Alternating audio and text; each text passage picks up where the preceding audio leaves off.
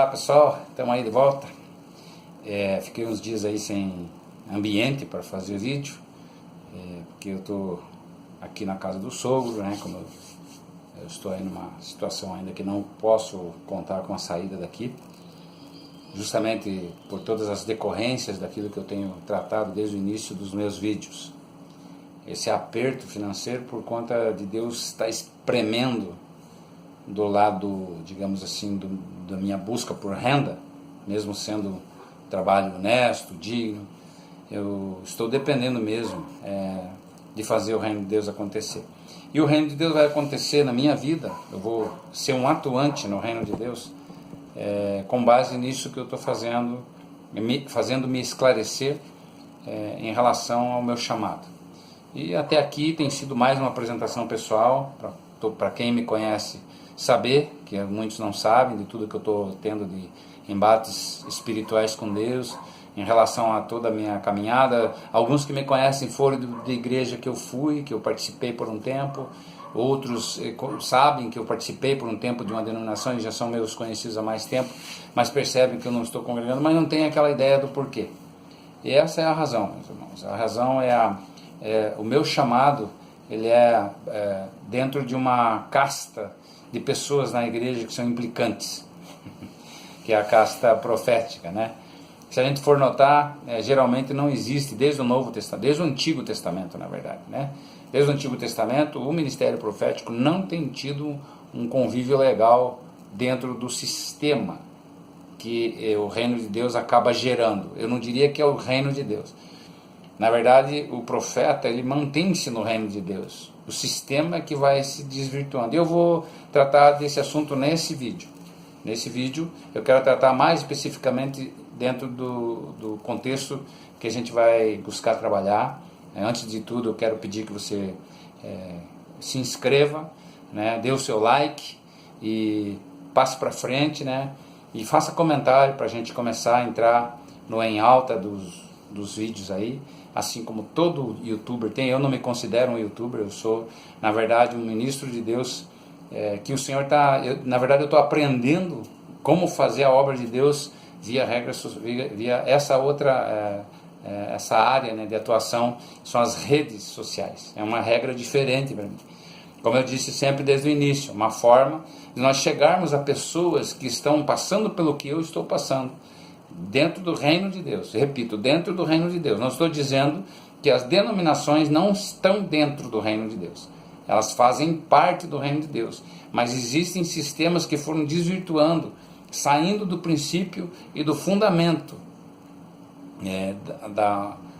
do Evangelho, fundamento, não o próprio Jesus. E acaba sendo, porque você se afasta do Senhor e acaba saindo do fundamento que é Ele, na verdade. Então, mas sem perceber, muitos são sem perceber. Eu fiquei com muita revolta, já falei desde o início também, fui muito revoltado com pastores e tudo mais. Então eu peço desculpa também pela qualidade do vídeo, porque eu não sou profissional nisso, não tenho nem o microfoninho de lapela que dá, eu estou gravando direto do celular. Como eu disse, eu tenho tido um pouquinho de problema financeiro, e esses problemas têm decorrido algumas consequências, né, que são perder os equipamentos melhorzinhos que eu tinha, porque eu não usei nisso que eu estou usando agora, uma vez que eu não entendia dessa forma. Eu sabia que eu tinha que trabalhar, repito, trabalhar com algum tipo de ofício, de algum tipo de profissão, e por enquanto, e é por isso que eu acabei ainda vindo para trabalhar com aplicativos de transporte, porque não demandava currículo, não demandava nada, a gente se inscreve e trabalha.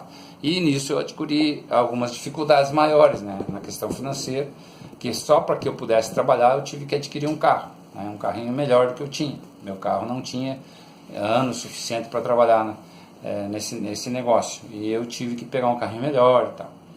E com o carrinho antigo paguei uma dívida que eu tinha, já foi uma coisa maravilhosa, né? E assim foi. Então a caminhada minha tem sido muito difícil, assim, tentando resolver com o trabalho, né? Então eu tive que admitir que o que o Senhor tem falado para mim desde a minha adolescência é uma coisa óbvia, né? Eu não tenho eu não teria nenhum mérito de dizer, agora, hoje ele está trabalhando para o Senhor, ele decidiu. Não, eu na verdade me sinto até envergonhado de dizer que eu estou indo para esse lado, mas estou indo por uma questão de eliminação, não tem mais o que eu fazer. Desde menino, desde adolescente, com profissão boa, né, de torneiro mecânico, na época que ainda isso tinha um valor extraordinário. Depois fui tendo conhecimento das áreas mais de CNC, se alguém sabe da área aí de mecânica e de usinagem sabe disso, né. Eu me especializei também em fresa, porque eu fui ferramenteiro, o curso que eu fiz de ferramentaria, trabalho em todas as máquinas de usinagem possíveis, né, retífica plana, cilíndrica e tal, que talvez alguém não esteja entendendo, mas alguns estão. Então vocês vão entender isso. Eu realmente desde cedo fui formado para uma profissão e uma renda legal, né? E não deixei de trabalhar até quando deu.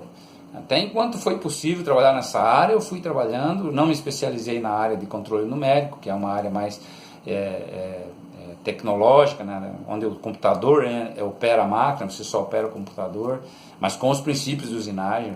É muito bom você saber tudo que eu sabia. Quer dizer, tem profissionais hoje que estão ganhando muito bem da área da época que eu estudei, na área que eu estudei, e hoje migraram para a área de controle numérico, né? Que não deixa de ser exatamente a informática operacionando as máquinas operatrizes, né? As máquinas que fazem a usinagem das peças. Hoje são coisas extraordinárias. Já fui ver ali, parece conto de fada. A fabricação de peças hoje. Então ela é muito mais rápida, uma série de coisas que antes você levava. Então, assim, partindo um pouco para esse lado, por quê? Porque essa foi a minha especialização inicial. Depois disso eu fiz outros cursos em outras áreas, como eu já citei, de vigilante, né? Que, como eu servi o exército, então eu não tive dificuldade para estudar e para fazer tiro, essas coisas, e entender de leis e tal, que são as coisas necessárias para um vigilante, né? Para atuação com um critério legal, né? Então, ser especializado, ser liberado pela Polícia Federal, porque o vigilante formado ele é liberado, ele tem um diploma dado pela Polícia Federal que ele é habilitado para exercer a função de vigilante, que é uma função de segurança patrimonial, ou também até pessoal, né? Fazer escolta, fazer uma série de coisas. Então não é um cursozinho tão simples assim, né? Mas eu me especializei também, tirei o diploma, e todos esses estão lá, suas cinzas, lá onde eu falei para vocês, para o pessoal que está me seguindo desde o primeiro vídeo. Quem não está, por favor, siga os outros vídeos para você entender o que eu estou falando. Então hoje eu queria deixar claro que vou passar agora nesses minutos, né, nesse vídeo mais especificamente, como eu estou tratando das coisas do Senhor, e é isso que eu vou tratar doravante. Eu quero tratar em como eu entendi a igreja, porque até um momento a igreja, na verdade, para mim era um local onde eu me reunia com pessoas que se membravam aquele local, e lá nós adorávamos a Deus e buscávamos combustível e alegria e motivação suficiente para vir na outra semana, e na outra semana, e na outra semana. E isso era secundário. O primário mesmo era trabalhar, constituir uma família e tal. Ser igreja para mim era isso, eram membros, né, que buscavam ser o melhor que podiam no que diz respeito àquilo que aprendiam ali, e aplicar isso na sua vida pessoal, profissional e tal. Mas não entendi a igreja como eu entendo hoje, como reino de Deus, como nós estando sendo igreja todo o tempo. Nós éramos igrejas enquanto no culto, e ali a gente se reunia com a igreja, sendo igreja, e se pudesse a gente puxava alguns para dentro, através de um convite para um culto público, que era o mais conhecido como culto de evangelismo, onde ia se ganhar pessoas, não com a sua... Mas não tinha essa coisa do testemunho diário, testemunho atemporal, né, e independente do local, entende? Então, hoje não, hoje, e principalmente pela minha questão pessoal, como eu disse, eu era da opinião de que ser um obreiro era alguém que tinha um emprego, um salário e tal, e daí cuidava da igreja como não era bem um hobby, mas era uma segunda função, uma função que não tinha a prioridade na vida dele, né? E eu não entendia como que obreiros trabalhavam de tempo integral. Então, estou de novo dizendo isso, por quê? Porque esse é o cerne desse nosso trabalho, é a transição, a transformação da visão do que seja igreja. Isso é de suma importância eu deixar bem claro. Então hoje eu vejo assim, estudado não por curiosidade, ou por uma busca, uma pesquisa pessoal que eu tenha feito, mas estudado no convívio com essa igreja do jeito que eu entendia. Eu hoje faço então um resumo de tudo que eu vivi. Infelizmente, de coisas em maior quantidade desagradáveis daquilo que eu entendia como igreja, e também das que são agradáveis, das que são realmente aquela que vai me levar a tentar transformar, né, esse contexto que se chama de igreja e dos evangélicos ou crentes, seja o termo que se use, principalmente. Eu não tive um convívio longo com a igreja católica, que meus pais seguiam antes de eu nascer, me batizaram lá, me crismaram lá.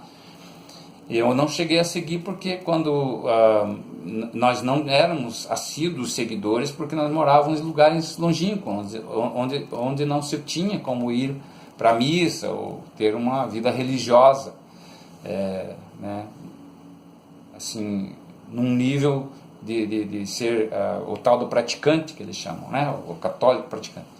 Então, quando meu pai se converteu também ao evangelho, também ainda estavam nesse local.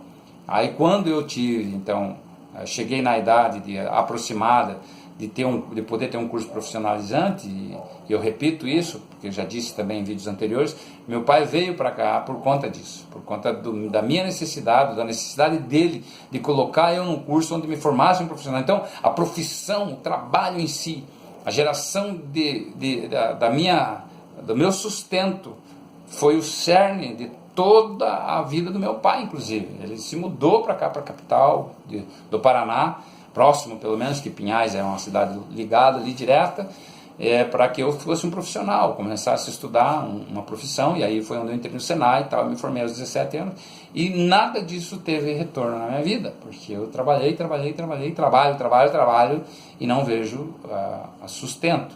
E eu não vejo, então, nem vejo isso também, o Evangelho, como sendo onde eu vou, agora eu vou melhorar. Não, eu vou ter o sustento, é o que eu quero ter. Eu entendo que eu vou ter o sustento nesse meu caminhar no Evangelho.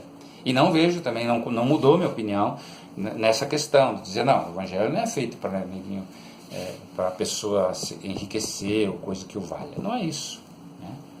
E eu sei que ela vai sustentar, ela vai me dar o necessário para eu viver legal, né, de um jeito que eu não vivi trabalhando, mas o que é para fazer com isso é justamente o conserto que eu quero efetuar dentro desse contexto, que é o reino de Deus.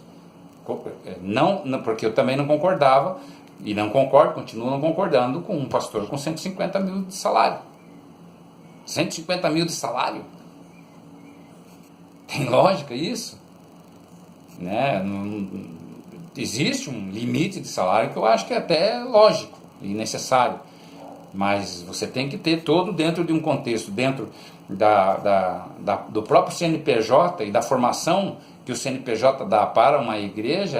É um local onde não se tem renda, não é com fins lucrativos, ele não é com fins lucrativos, então você não pode ter lucros, tem que ter o teu sustento, e do que sobrar, cuidar da cidade, não é nem da igreja propriamente dita. Já a igreja é o primeiro cuidado que você tem que ter.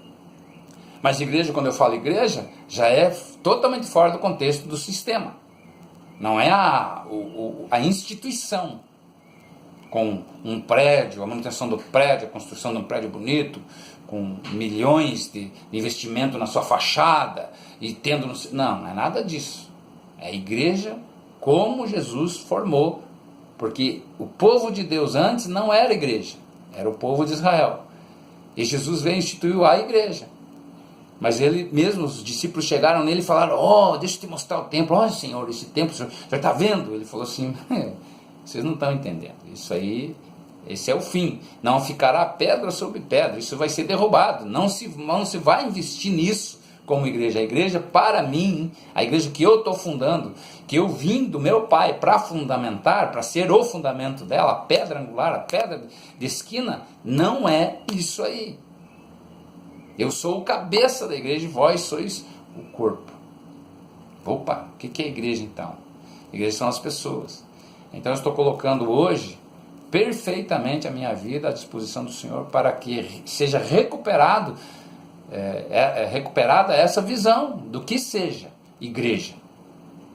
E tem irmãos fazendo isso, eu já tenho citado alguns aqui, um mais vezes, e outros eu tenho conhecimento de pessoas que são líderes, fundadores de uma bandeira, né, ou de uma denominação dentro do exército que realmente se chama igreja.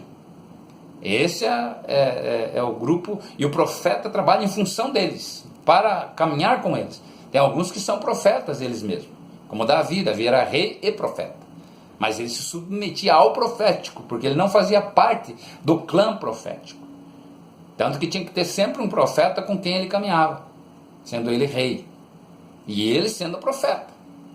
Muitas coisas, palavra de conhecimento, palavra de sabedoria, até sobre a volta de Jesus, até sobre esse contexto de igreja que haveria, ele tem muitas palavras dele que são assim, mas ele não vivia no clã profético. Existia o grupo dos profetas, que é os que cuidavam de estar em comunhão com Deus e trazerem as diretrizes para ele. Ele se submetia a eles.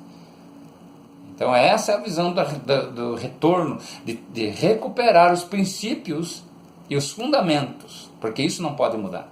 Isso é imutável. Princípios e fundamentos da igreja são imutáveis. E eu estou aqui hoje com a intenção de fazer isso, né? Então estou sendo uma pessoa que o Senhor está tirando do contexto que eu mesmo não aceitava, eu mesmo não entendia, quebrando meus paradigmas, modificando meu entendimento. Eu estou sofrendo uma metamorfose difícil. Dentro da família, então, você não sabe quão difícil é isso. Quando você começa a dizer que eu estou indo para o reino, eu vou fazer o reino, sendo que você não gerou nada trabalhando, ganhando, né? Tua família, a família da tua esposa, ficam de olho em você, né? Não te cobram diretamente, mas você vê a cobrança, você sente a cobrança no social ali com eles, não só da tua família, da parte da esposa, como da tua própria, né, que esperava em você, tinha uma perspectiva, uma expectativa em você muito forte. Você formou um menino, esse vai.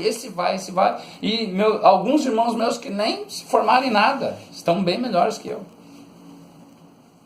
E assim, eu vejo como Davi, né, que diz assim: os meus inimigos ficam torcendo para mim cair. E eu vejo algumas vibrações, inclusive, quando eles veem que eu tentei ali, dei errado, tentei lá, dei errado. Porque eu não tive essa pegada, esse entendimento, né, lá, justamente por estar num contexto diferenciado, um contexto que é diferenciado do que Deus queria para mim, mas era o que eu também entendia que era o certo, né? E estou lutando, como eu falei, estou lutando. Acabei de chegar da rua, né, deixei meu filho aqui umas horinhas aqui fechado, sozinho em casa, e vamos correr, porque amanhã eu tenho que encostar o carro para arrumar um negócio, eu tenho que fazer o dinheiro hoje para a despesa que eu vou ter amanhã com o carro, para eu não ficar no prejuízo. Acabei de pagar a prestação do carro hoje. Estou falando de valores mesmo, porque tudo está ligado a isso. Não tem como o reino de Deus se fazer sem o dinheiro. E as pessoas que vão manter o reino de Deus são aqueles que entendem dízimo e oferta como sustento da casa do Senhor. E a casa do Senhor hoje são pessoas.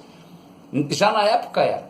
Mesmo quando tinha todo aquele paramento, aquela construção com detalhes, como que tinha que ser a cortina daqui, o santuário, o santo dos santos, o átrio, o santíssimo, né, que é o santo dos santos, ali dentro do lugar santo. Tinha um lugar santo, depois tinha o átrio, que era o pátio. Então, ali, além disso tudo, tinha todos os salários que, quando Davi colocou lá, por exemplo, os músicos, tinham eles turnos para fazerem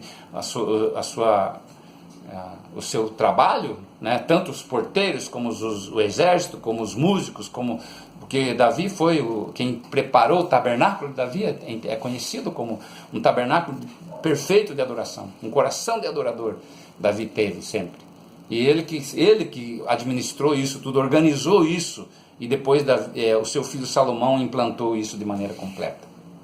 Mas tudo ele só de ouro, o próprio Davi deu 100 toneladas de ouro para que Salomão fizesse o que fez. Só do seu tesouro. Só de ouro estou falando. De prata era não sei quanto, de ferro nem podia se contar. E deu bronze, e deu isso, e deu aquilo. Do seu próprio tesouro. E aí ele mesmo disse, falou: mas eu dei do meu tesouro. Que tesouro que eu tinha? Eu era um menino que corria atrás das ovelhas do meu pai com um cajado que nem era meu. Nem o cajado era meu. Senhor, não estou te dando nada, na verdade, tudo é teu. E é isso que está acontecendo, irmãos. Eu estou entendendo isso, estou entregando para o Senhor o que é dele. Na verdade, eu não estou entregando em bens nada, mas o Senhor está dizendo que esses bens estão me aguardando enquanto tempo que eu não trabalhei. Por mais que eu não tenha feito aquilo que devia, o Senhor está me dando. Bom, tendo isso colocado, eu quero encerrar esse vídeo aqui dizendo, irmãos, mais uma vez, vou colocar aí na inscrição, na descrição ali, né, a conta, tudo direitinho, porque eu preciso, irmãos, de pessoas que se inscrevam, porque o próprio canal, vocês sabem disso, o próprio canal, quando chegar num nível, né, se você postar para mais um, e compartilhar com mais um, ou seja, se compartilhar com cada um que for se inscrevendo, compartilhar com um, vai aumentar isso exponencialmente, e é o que eu preciso, né? E aqueles que são dizimistas e estão realmente aborrecidos com o que viram, com isso que eu vi também, né? De investir, e no dia, eu conheci uma história de um, por exemplo, só para citar uma história, eu conheço a história de uma pessoa que houve uma chuva torrencial, né, na cidadezinha onde ele morava, e ele músico dentro da igreja, né, e um filho de 2, um filho recém-nascido e um de 2 anos, com a sua esposa, numa casinha muito simplesinha de madeira, e sem forro, e o telhado furou, com uma chuva de pedra e tal, e ele correu lá na igreja, correu lá no ministério onde ele servia, com seus instrumentos, que talvez fosse mais valioso do que a própria casa que ele morava, a casinha em si, né? Porque ele era uma pessoa que investia no reino de Deus, ele queria as coisas melhores, e isso aconteceu, e ele foi lá buscar ajuda. Por favor, me arrume um dinheirinho para me comprar as telhas, só para repor na minha casa, que os meus filhos estão lá chovendo e tal, e Deus prepara coisas que para realmente indignar aquele que gosta da justiça, porque ele indignou isso, irmãos. Ele disse o seguinte, o pastor lhe falou, eu não posso, você está vendo, nós estamos trocando o piso da igreja, então eu não posso te ajudar. Como assim? Você está reformando o piso da igreja, lajotas, que não pode esperar a lajota por telhas que estão furadas, molhando o filho do seu músico, daquele que ajuda a encher a igreja, um músico de excelência. Hoje, inclusive, ele é pastor, esse menino.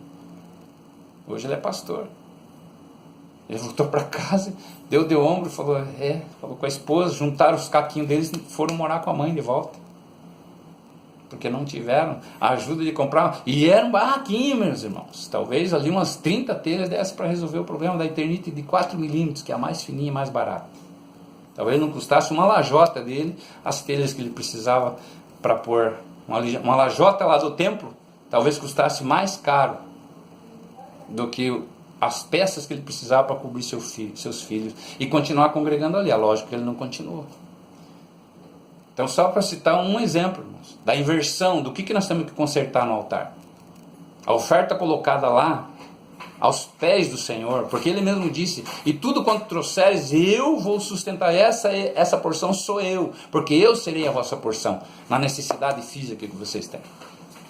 Eu queria deixar isso bem claro, se você está revoltado porque você passou, ou assistiu, ou indignou-se com uma situação parecida e saiu do ministério por essa razão, é esses que eu estou procurando fazer uma afinidade de entendimento da prioridade do reino de Deus. As prioridades são as pessoas, e hoje, dentre elas, o principal hoje estou sendo eu, necessitado para fazer o reino de Deus acontecer. O Senhor está fazendo eu passar pela mesma situação que outros vão passar, e eu vou poder entender e ajudá-los. O Senhor fez isso, eu trabalhando, pessoal, eu estou até hoje trabalhando. Então, meus irmãos, eu quero cuidar do reino de Deus. Fazer o serviço sacerdotal não vai ser fácil. Quem quiser facilidade, não se associe, não entre nesse canal. Não quero o dízimo de pessoas achando que vai fazer um trabalho e vai chegar, agora eu vou. Não, você não vai, nem eu vou. Como eu disse aqui, eu tenho já negativos para ir lá e cobrir, tapar buraco e tal, começar já a ajustar o que já busquei fazer lá atrás, que me gerou despesa, porque eu não tive ajuda de ninguém. E nem de Deus, porque não é esse o caminho que Deus quer que eu siga. Ele quer que eu siga o caminho sacerdotal, fazendo diferença do que está sendo feito. Não estou dizendo, generalizando, mas em grande maioria do sistema tem esse sistema opressor. Líderes que com o dinheiro que arrecadam ali, né, arrecadando da oferta, dizendo que vai estar fazendo a obra de Deus, que fizeram seus próprios patrimônios. Como eu disse aqui, salário de 150, casa construída, sobrados na praia, com o dinheiro do ministério. Vamos mudar isso, meus irmãos. Eu estou buscando pessoas que queiram fazer isso. É no nome precioso de Jesus. Eu estou falando diante de um Deus que não é brincadeira. Eu gosto, inclusive, de verificar o lado justiça de Deus. O lado maravilhoso, o lado bondoso. Amém. Eu gosto dele também.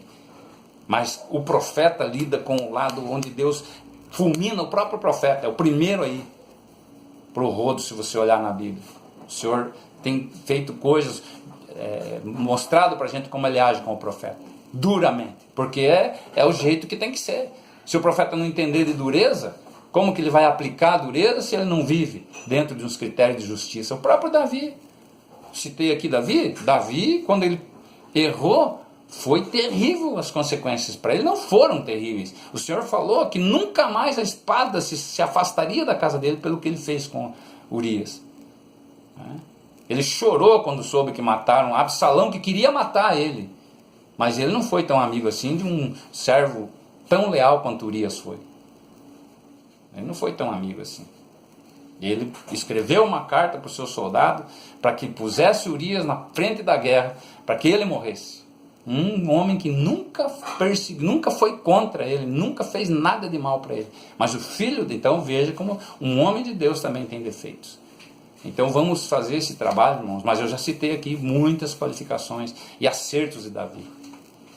E é isso que eu estou primando pela minha vida ministerial. E eu quero isso para a igreja. Isso vai ser, irmãos, de maneira que nós vamos ter que ministrar isso em muitos ministérios que estão passando por dificuldades. Porque estes não vão passar por dificuldade. Quem realmente investir no sacerdotal, no profeta, num profeta levantado por Deus. Porque profeta, irmão, eu ainda vou falar aqui sobre a desmistificação do profeta. E a desmistificação do profético. E a desmitificação do profeta. São dois temas assim que eu quero deixar bem claro. Que as pessoas pensam que profeta é um cara que ele é um homem diferente, ele tem uma substância, uma consistência diferente. Não, ele é um ser humano completamente natural, cheio de possibilidade de erros e tudo mais, só que ele anda na saia justa com Deus. Muitos erraram na Bíblia, eu provo isso, e morreram sumariamente, antes do seu tempo, fora do lugar, por conta de não terem andado direito naquilo que Deus mandava eles ordenarem aos outros.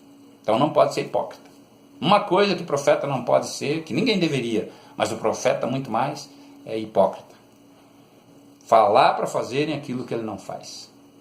E é isso, manos. Eu estou aqui então, mais nesse vídeo, colocando já um pouco, fazendo essa transição do eu pessoal e já trazendo para aquilo que é o ministério para o qual Deus tem me feito entender que Ele me chamou.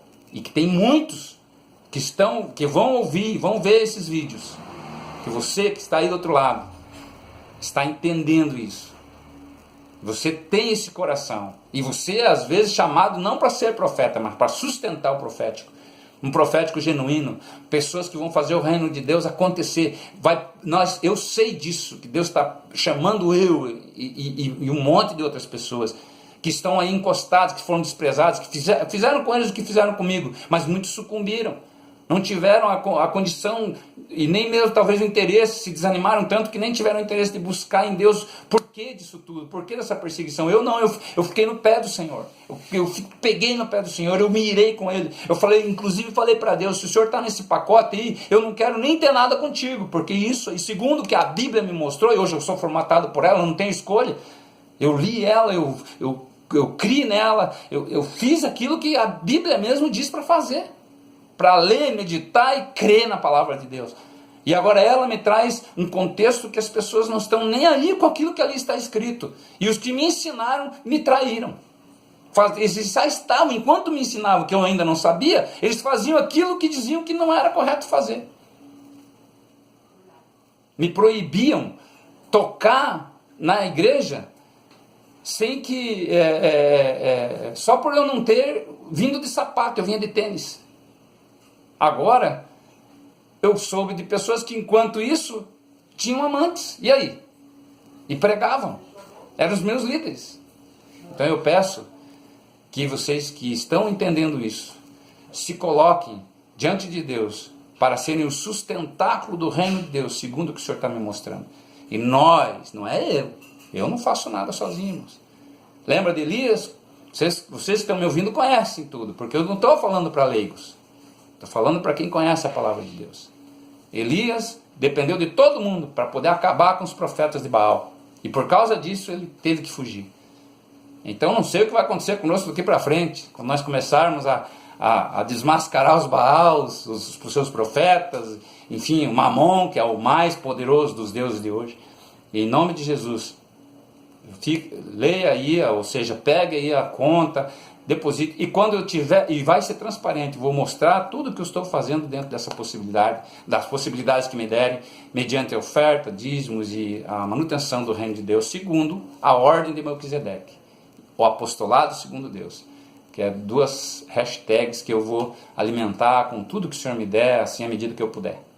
Por enquanto estou no comecinho mesmo, irmãos, e eu preciso muito da ajuda de cada um. Que Deus possa abençoar cada um de vocês, em nome de Jesus. E é isso aí, questionando aquilo que é questionável, mesmo naquilo que chamam de igreja.